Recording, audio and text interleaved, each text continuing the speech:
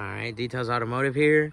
This is a job that we were doing before. We were working on spark plugs and spark plug wires. We managed to do 2 of them, and then we came across a pretty bad one, and we managed to get it out after buying some new tools. And this is the spark plug.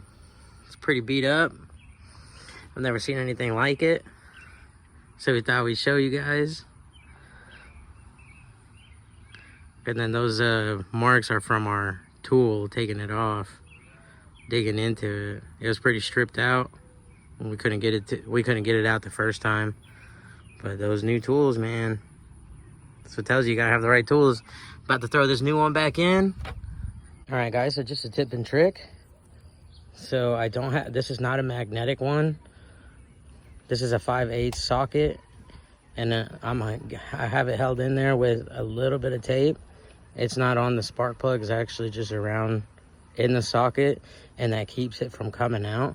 So that way when I'm trying to put it in there, it's not falling and continuing to just drop all over the place, and you know, maybe moving my gap and me not even noticing it.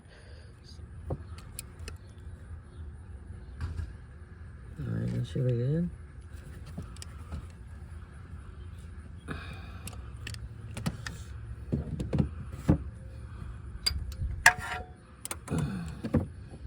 And there's that tape right there that I was talking about.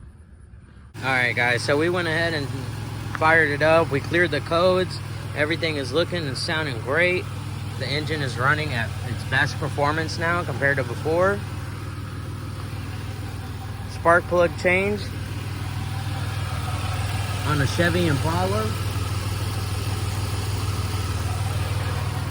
Hit us up if you guys have any questions. Feel free to call. Feel free to text us. We have our new business phone number on Google.